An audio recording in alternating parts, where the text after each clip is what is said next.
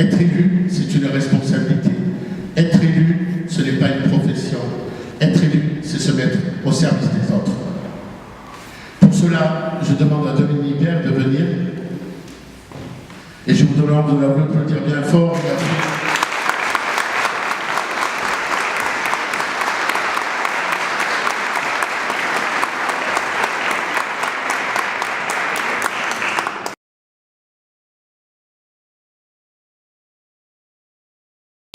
Et ce soir, je suis vraiment très fier d'être là parce que l'initiative de Thierry, elle est tout à fait en ligne avec ce qu'on cherche à faire avec nos citoyens. Alors, nos citoyens, tout ça vient.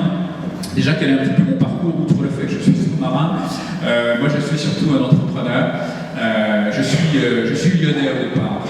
J'ai vécu à Lyon jusqu'à 19 ans. À 19 ans, je suis monté à Paris. Je suis allé faire une école de commerce. Et puis, à 27 ans, j'ai démissionné de la société qui m'employait à l'époque, une grosse société américaine qui s'appelle Oracle, avec le rêve de créer mon petit Oracle à moi, avec un collègue d'Oracle, qui était Bernard Liotto. Le rêve de créer une société dans un secteur complètement dominé par les Américains. C'était un pari complètement fou. Personne n'y était jamais arrivé avant. Et ben, ça a marché, le rêve est devenu réalité pendant 2 ans. Donc une situation très compliquée. Et là, j'ai découvert une classe politique assez étonnante, qui était assez rapidement d'accord avec moi, qui me disait mais monsieur Père, effectivement, l'ISF déplafonné, c'est une connerie. Mais on ne peut pas l'expliquer ça aux Français, ils ne comprendraient pas. Ils ne comprendraient pas qu'on a une élection bientôt, donc on ne va pas courir le risque de perdre l'élection. Donc j'ai découvert des gens qui avaient une capacité extraordinaire à démissionner devant la nécessité de faire un minimum de travail de pédagogie pour aller expliquer aux Français que délocaliser les professionnels de la création d'emplois, c'était pas une bonne idée, c'était se tirer une balle dans le pied. Et puis en septembre 2013, j'ai été libre de mes engagements. Et là, j'ai décidé de créer Nous Citoyens. Je l'ai fait avec une centaine de citoyens issus de tous les milieux socio-professionnels. On avait avec nous des artisans, des commerçants, des professions libérales, des artistes, on a un compositeur, des fonctionnaires, un certain nombre d'instituteurs en particulier, des entrepreneurs, des cadres, etc. Et on l'a fait avec un double constat. Le premier constat, c'est que notre pays a un talent considérable. Moi, je suis convaincu que la France est une surdouée qui s'ignore. Quand je vois les chiffres, 5 millions de chômeurs, pratiquement 9 millions de Français qui vivent sous le seuil de pauvreté avec juste 977 € par mois, 150 000 allocataires de plus du RSA l'année dernière. Je suis scandalisé. Je le suis dans l'absolu, je le suis encore plus parce que je connais le talent des Français. Tout ce qu'on a fait avec mes associés, avec mes collaborateurs, pendant des années m'ont convaincu que les Français ont un cocktail de talent inouï, en particulier dans la mondialisation. On s'est lancé dans 2 secteurs, dominés par les Allemands et les Américains. Je suis parti avec 10 000 €. Quand j'ai créé ma première société en 90, je l'ai fait avec 10 000 €. On est parti avec rien, juste des convictions et des Français avec nous. Et à chaque fois, on a réussi à jouer en Coupe du Monde. Pourquoi? Parce que les Français, d'abord, ils ont une capacité d'engagement exceptionnelle. C'est des gros bosseurs. S'il y a avec eux, autour d'eux, un environnement motivant, les Français s'engagent totalement. Moi, j'ai eu des collaborateurs dans tous les pays du monde. J'en ai eu aux États-Unis, en Allemagne, en Angleterre, aux Pays-Bas. À 6h du soir, il n'y avait plus personne. Les Français, j'ai la preuve ce soir d'ailleurs, à 7h, à 8h, à 9h, ils sont toujours là, si l'environnement est motivant. Malgré les 35 heures qui ont dévalorisé l'image de marque de la main-d'œuvre française à l'étranger, il faut en être bien conscient. Malgré ça, eh bien, les Français, c'est des gros travailleurs, c'est des gros bosseurs. C'est aussi des gens qui maîtrisent la complexité, qui sont capables d'imaginer des produits et des services très sophistiqués, qu'on vend très très cher, avec lesquels on fait des belles marges. Les développeurs informatiques français sont les meilleurs de la Silicon Valley, c'est pas par hasard.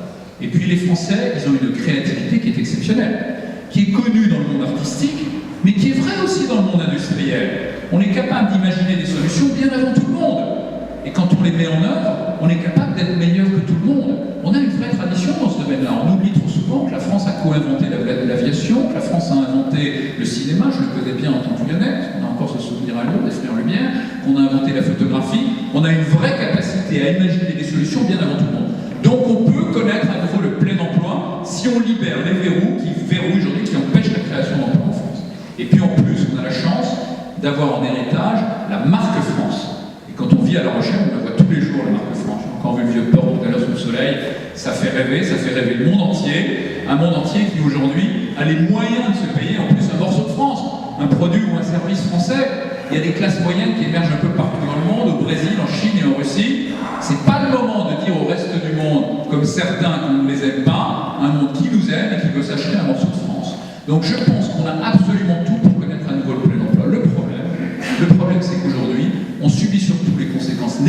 de la mondialisation et pas les conséquences positives. Parce qu'on vit sur un modèle dépassé. Et la responsabilité, c'est pas les autres. La responsabilité, c'est nous, c'est pas les autres. C'est pas les Allemands, c'est pas l'euro, c'est pas l'Europe, c'est pas Merkel, c'est pas les Chinois, c'est nous. La responsabilité, c'est la nôtre en tant que Français. On a un modèle qui est dépassé, un modèle qui avait du sens en 1945. Il fallait à ce moment-là reconstruire l'État. Donc il fallait donner les pleins pouvoirs à la fonction publique. Mais il fallait que la fonction publique, petit à petit, se retire avec le retour de la prospérité. Et c'est pas ce qui s'est passé. Au contraire, la fonction publique, elle s'est renforcée au fil des ans, au point d'avoir un poids absolument considérable. Et quand on veut tout faire, on ne peut pas tout bien faire. Les chiffres parlent d'eux-mêmes. En 1974, première année de 40 ans de déficit successif, le poids de la dépense publique dans le pays, c'était 40%. Aujourd'hui, c'est 57%. 57%, c'est 17 points de PIB supplémentaires en 40 ans. Ces 17 points de PIB supplémentaires, c'est quoi? C'est 340 milliards d'euros. 340 milliards d'euros, c'est pratiquement la création d'un État régalien supplémentaire à côté de l'État existant. L'État régalien, c'est l'éducation, c'est la défense, la sécurité intérieure. Donc c'est comme si on avait créé un deuxième État à côté. Et la responsabilité, elle incombe à qui? À la gauche comme à la droite. Pendant ces 40 ans, la droite a été au pouvoir pendant 23 ans, la gauche pendant 17 ans. C'est lui-même qui porte la responsabilité aujourd'hui d'un État omniprésent qui, cherchant à tout faire, ne peut pas tout bien faire. Les gaspillages dont vous parlez à La Rochelle, ils sont nombreux malheureusement dans les collectivités souvent, on retrouve les mêmes aussi au sein de l'appareil public. Et aujourd'hui, ils sont dénoncés par des tas de gens, à commencer par la Cour des comptes, qui sauve l'honneur de la République, qui publie des rapports pratiquement tous les mois et qui explique où se trouvent ces gaspillages. On est un pays qui a la moitié des collectivités locales d'Europe, par exemple, pour 12% de la population européenne. On est un pays qui a construit la moitié des ronds-points d'Europe. La moitié des ronds-points d'Europe. Les gaspillages sont partout. Et la conséquence de cette situation, elle est de plus en plus dure pour tous les Français. La conséquence, c'est le surchômage, la surfiscalité, le surendettement et la suradministration.